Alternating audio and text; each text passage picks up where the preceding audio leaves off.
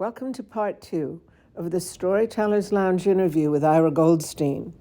Here are 2 poems, Red Hair, a memorial tribute to a friend, and Jackson, which contains some of Ira's personal history. I wrote this poem called Red Hair, which is about her death. It's been 3 months since she died. My fingers move all day like horses in a racing stall, waiting. I mold clay with them. When I play music, the notes sing her name. When I talk to my friends, I turn automatically to ask her opinion. Yesterday, the sink clogged. In the trap, I found her beautiful red hair. Another visit. I separated the fine strains from the muck, washed them carefully, laid them down on the pillow just for the night. The ceiling, which has held my thoughts for 3 months, remained impassive.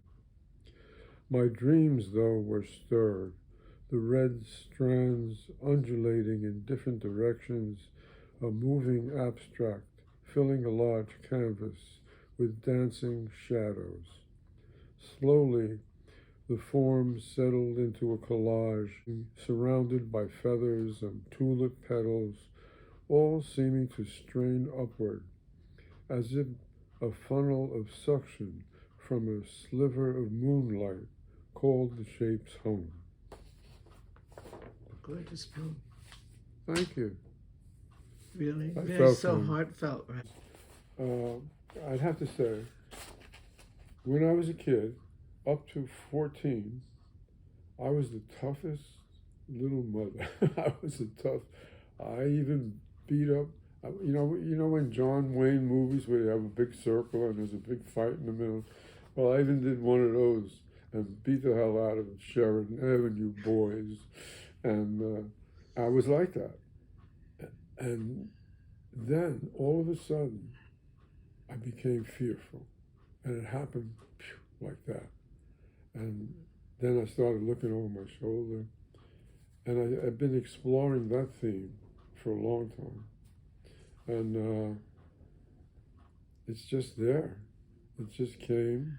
And I don't know where it came from, except it led back to my grandmother's time on the Polish-Russian border, or the Polish-Ukrainian border.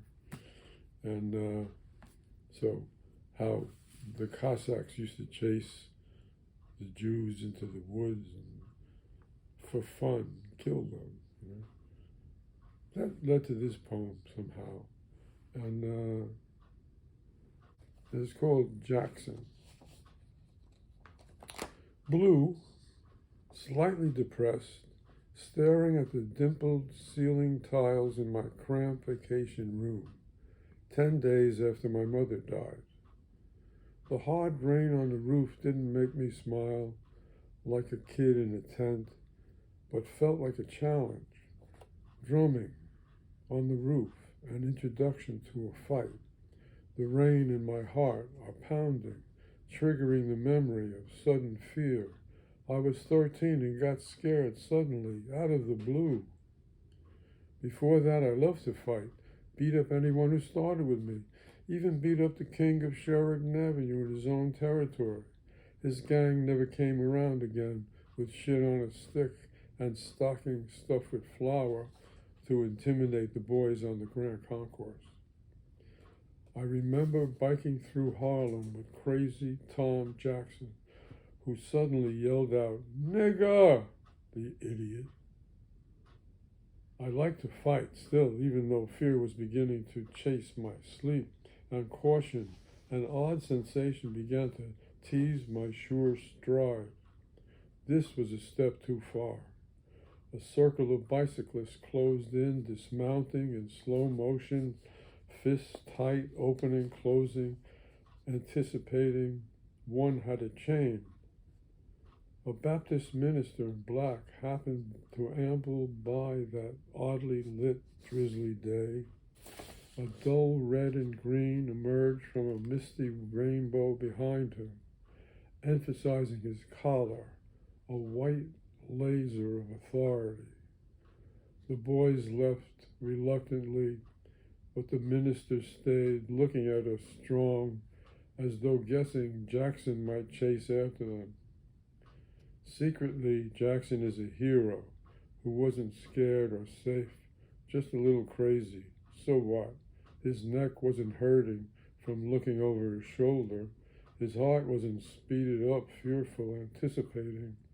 There was no empty hole in his chest. My whole family looked over their shoulders, like magpies on a line.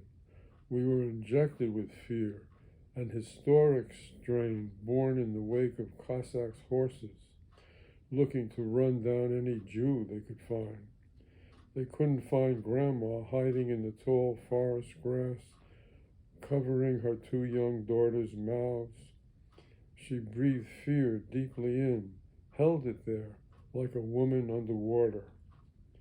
Slowly, the fear, like radiation, entered souls and burned the edges of hope for the following generations. Jackson would have laid a tripwire, cheering the flying horseman as he landed on the bed of sharpened stakes he planted for the occasion. Thanks for watching. Please stay tuned for part 3, an Ira's poem for 9/11.